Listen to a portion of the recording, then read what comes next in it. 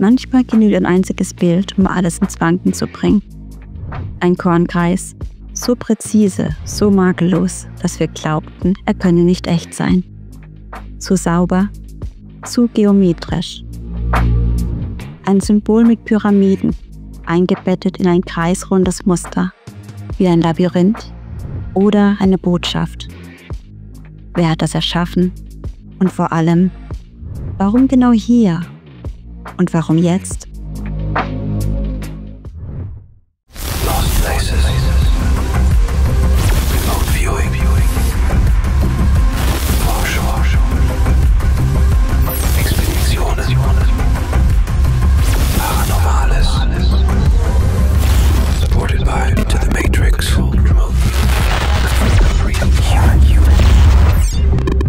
The True Human Show. Mitte Juli 2025, südlich von München. Ein Feld bei Frieding. Auf den ersten Blick unscheinbar, direkt neben einem Modellflugplatz. Nur wenige Tage lang war hier etwas sichtbar. Dann war das Getreide abgemäht. Zu spät für viele, die ihn mit eigenen Augen sehen wollten. Zu früh für klare Antworten. Denn was von oben wie ein Kunstwerk wirkt, war auf dem Boden plötzlich verschwunden. Oder doch nicht? Schon in unserer ersten Folge haben wir den Entstehungsprozess dieses Kornkreises mit Remote Viewing untersucht. Das Ergebnis? Starke Eindrücke, klare Strukturen, Hinweise auf etwas Nichtmenschliches. Doch wir wollten mehr. War der Kornkreis wirklich real? Oder waren wir einem digital erzeugten Bild aufgesessen? Wir wollten es wissen und sind hingefahren. Ohne zu wissen, ob sich vor Ort überhaupt noch etwas finden lässt. Die Ernte war durch, das Feld leer. Und doch, was wir mit unserer Drohne entdeckten, hat uns überrascht. Die Struktur war noch da, verwischt, aber erkennbar. Und nicht nur das Muster ließ uns aufhorchen, auch der Ort. Denn genau auf diesem Feld war schon einmal ein Kornkreis erschienen, Jahre zuvor. Auch damals wurde es sofort abgemäht. Ein Zufall? Oder gehört dieser Ort zu einem größeren Muster? Denn in der gesamten Umgebung tauchen immer wieder Kornkreise auf. Nicht jedes Jahr, aber regelmäßig. Mal kleiner, mal komplexer, doch stets mit einer Präzision, die Fragen aufwirft. Warum gerade hier? Und warum kehren sie zurück? Die Formation selbst besteht aus 10 pyramidenartigen Formen in einem Kreis, eingefasst von einem zweiten, größeren Ring mit einem Muster, das an einen verschlüsselten Pfad erinnert. Fast wie ein kodierter Abdruck. Oder eine Einladung. Was bedeutet dieses Zeichen? Was will es vermitteln? Und wer oder was hat es erschaffen? In dieser Folge gehen wir genau diesen Fragen nach. Mit unseren Beobachtungen vor Ort und mit den Ergebnissen unserer Remote Viewing Sessions, die sich diesmal nicht auf die Entstehung, sondern auf die Bedeutung des Symbols konzentrieren.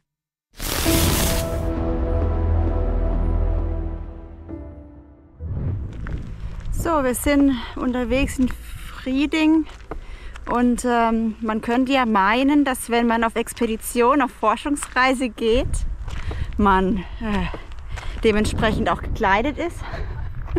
Da vorne läuft eine Blondine mit knappem Rock. Wie kann man dich denn ernst nehmen als Forscherin? Funktioniert ja gar nicht.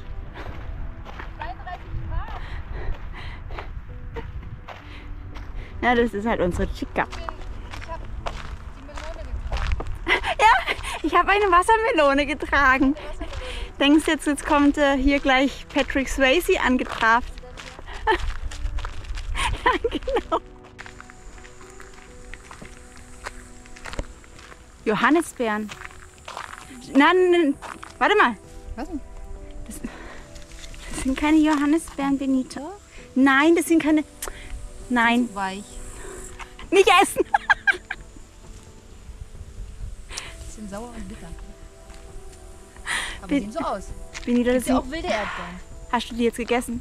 Nein, nur ein bisschen angeknabbert. Schmeckt sehr säuerlich und bitter.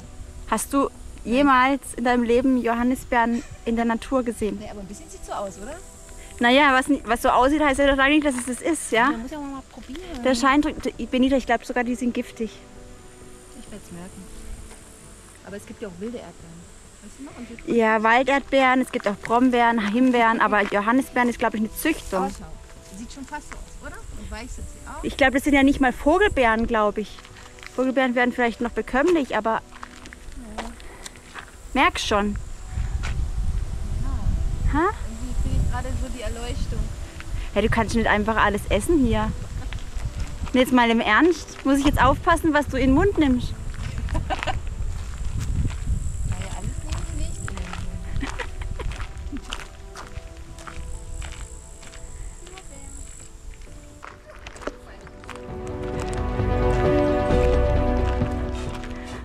Ah, eine Pusteblume, ja. Und die Pusteblume, von welcher Pflanze kommt das, Benita? Na, von der Puste und von der Blume. Man pustet und es blüht. Ich weiß nicht, von welcher Pflanze eine Pusteblume abstammt. Ja, vom Löwenzahn, ne? Ja, ist das ein Löwenzahn? Nö, das ist eine Distel, aber guck mal. Eine Distel? Funktioniert wie die Ja. Pusteblume. Wenn du die mal im Garten hast, ey, kriegst du nicht mehr los. Das glaube ich.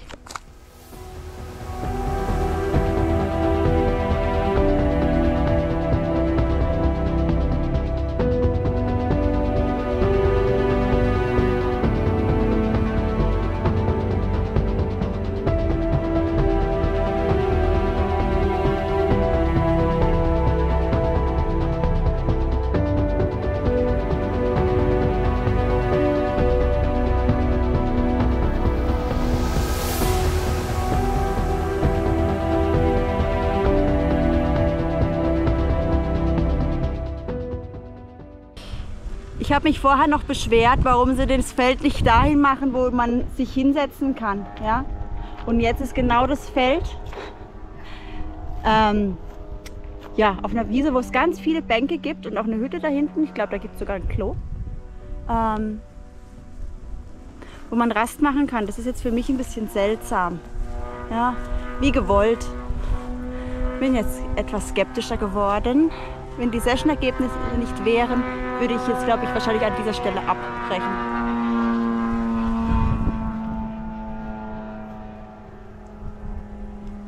Also das ist jetzt das Feld des Kornkreises. Man sieht jetzt hier diesen einen Baum und leicht dahinter ist noch ein Baum und dann kommt der Weg und dann kommt der große Baum. Ja? Und wenn man jetzt mal hier schaut, da ist der eine Baum, da ist der zweite Baum und da ist der Weg und da ist der dritte Baum. Also wir sind genau da und der Kornkreis muss auf Höhe des einen Baumes, hier ein bisschen weiter hinten entstanden sein.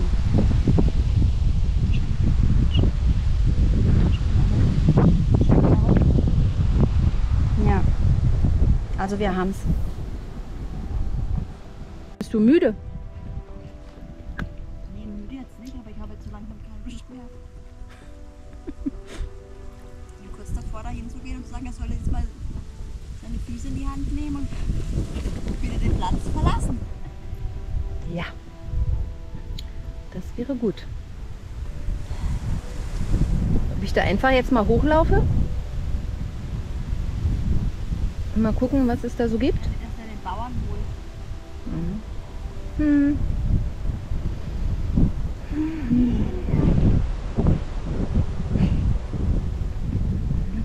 Schöne Forschung, ne? Ja, alles bereit. Gute Nacht, Marie.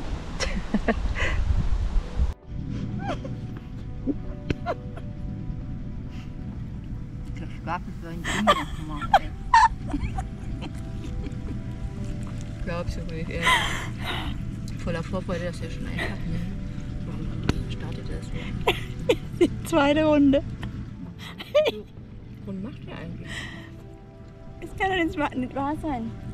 Man kann das nicht starten lassen, wenn der fliegt. Funktioniert nicht. Es gibt einen Crash. Nur wenn er Pause macht? Das soll überhaupt keine Pause machen, der soll jetzt einfach gehen. Ist allein auf der Welt. Jetzt geht das nun mal los.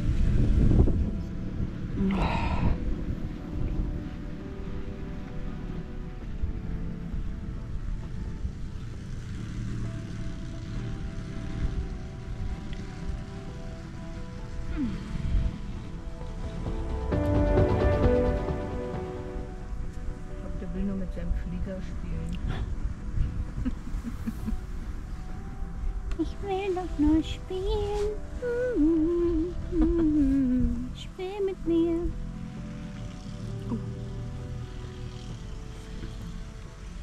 Achtung, jetzt geht's gleich los.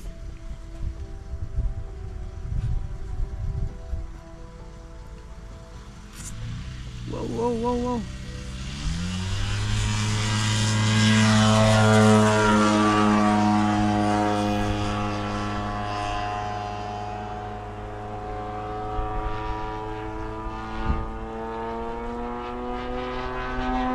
Ich sehe den gar nicht.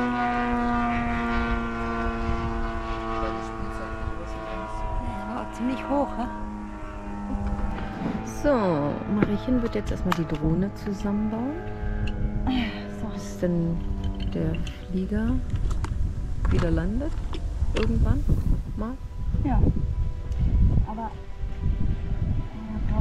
wenn der jetzt das zweite Mal hochgeht, das letzte Mal waren ja auch 10 Minuten auf jeden Fall. Aber ich glaube, diese Dinger, die haben nicht lange Akku. Ich glaube, die fliegen nicht lange. Die Drohne fliegt länger. Hat Vorteil. Das soll ich jetzt einmal machen, das Spielkind. Naja, soll erstmal ein bisschen spielen und dann, wenn der Saft alle ist, dann muss ja den Vogel runterholen. Ja.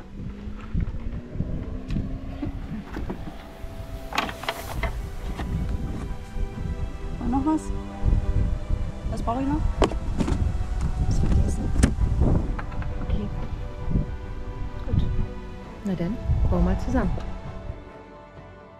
Die Drohne steht bereit, noch am Boden, aber gleich wird sie aufsteigen und uns zeigen, was das bloße Auge vom Feldrand nicht erfassen kann. Langsam hebt sie ab. Die Perspektive verändert sich. Wir gewinnen Höhe und plötzlich wird sichtbar, was wir gesucht haben. Ein Abdruck. Deutlich, rund, tief im Feld, obwohl längst abgemäht. Fast als hätte sich das Muster in die Erde selbst gebrannt. Und dann fällt noch etwas auf. Dort, wo der Kornkreis war, ist das Feld grüner, frischer, lebendiger, als würde das Getreide genau an dieser Stelle wieder wachsen. Ringsherum braun, trocken, geerntet. Ein Kontrast, der irritiert. Und während wir den Kreis näher anfliegen wollen, stoppt die Drohne. Ein technischer Fehler? Ein Navigationsproblem? Sie lässt sich nicht direkt darüber manövrieren, obwohl alle Systeme einwandfrei laufen. Ein Zufall? Oder ein weiteres Detail, das zu denken gibt? Was bleibt, ist dieser Blick von oben auf eine Spur, die vielleicht mehr erzählt, als wir bisher glauben.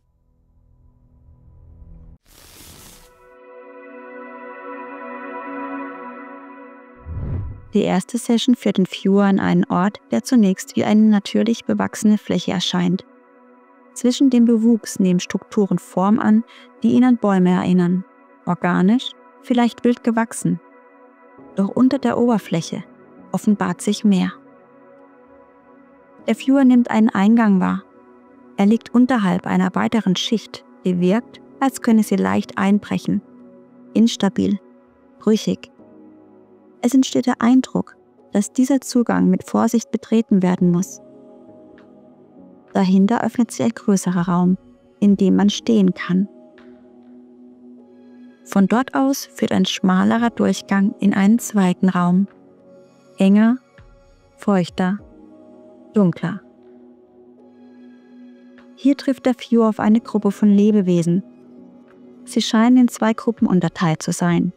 Eine kleinere, vorausschauende Gruppe hat offenbar die andere hierher geführt, aus einem bestimmten Grund. Schutz. Die Szene wirkt wie ein Rückzugsort.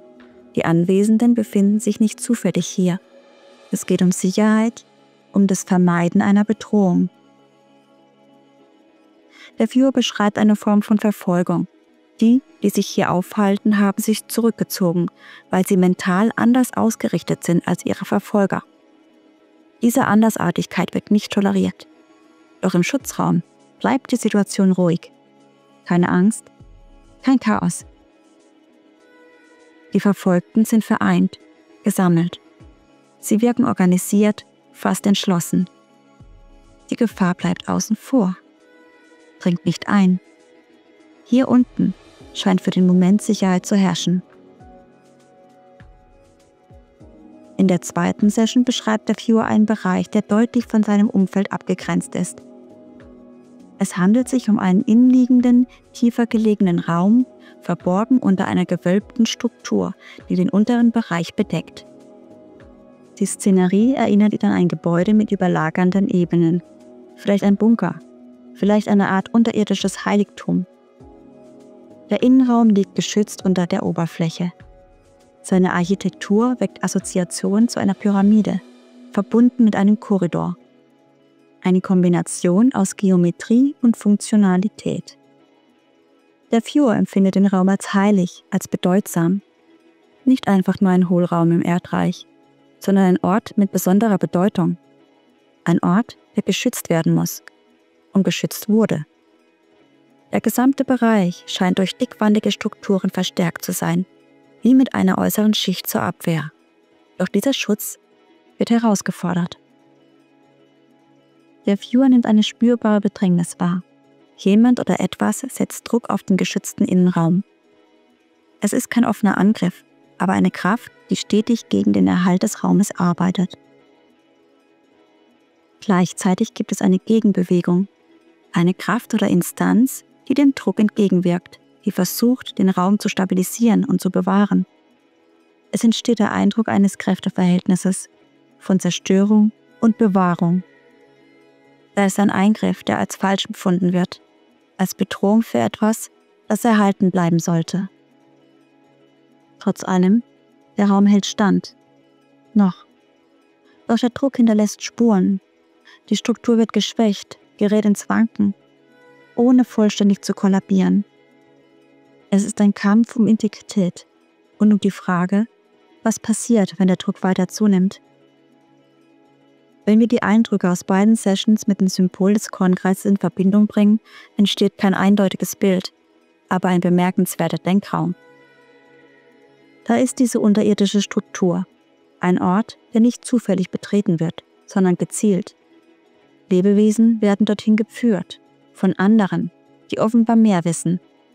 Es geht um Schutz und das Bewahren eines Innenraums, der wertvoll oder empfindlich ist. Die Bedrohung bleibt unscharf, aber sie kommt von außen und scheint mit mentaler oder systemischer Intoleranz zu tun zu haben.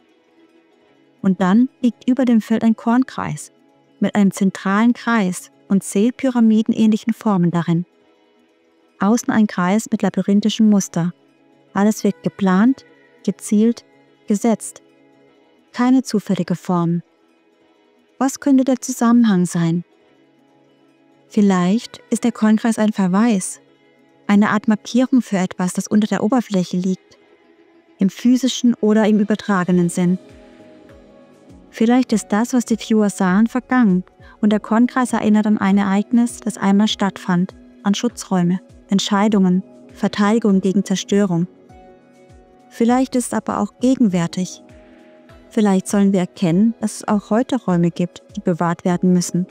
Orte, Ideen oder auch innere Haltungen, die unter Druck geraten, aber geschützt werden können. Oder wir blicken in eine mögliche Zukunft. Der Kornkreis als Empfehlung, als Hinweis, nicht als Warnung, sondern als Einladung, um hinzuschauen. Wer schützt was?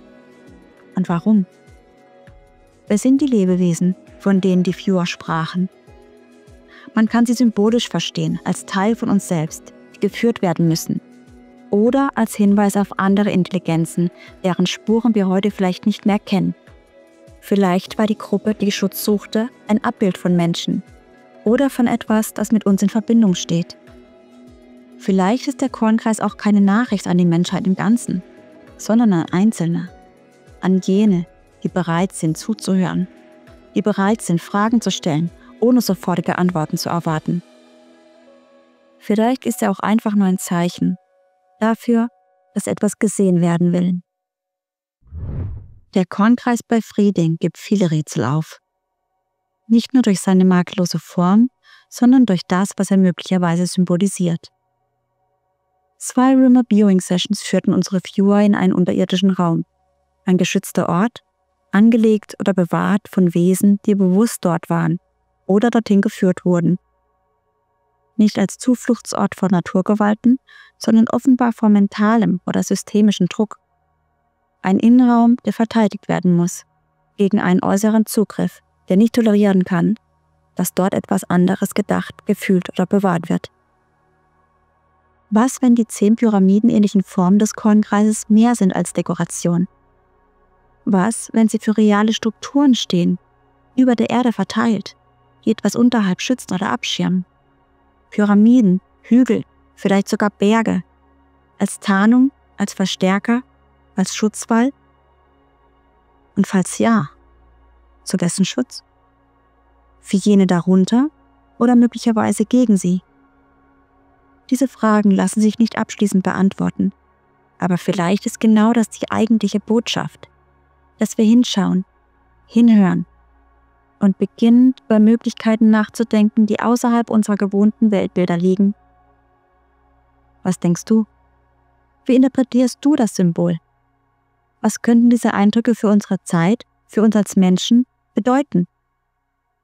Teile deine Gedanken mit uns in den Kommentaren, denn vielleicht beginnt die Erkenntnis genau dort, im Austausch und nicht in der Erklärung. Eines ist sicher, die Wahrheit ist dort draußen und wir sind fest entschlossen, sie zu finden. Wenn dir unser Video gefallen hat, freuen wir uns sehr über deine Unterstützung, denn unsere Arbeit ist spendenbasiert.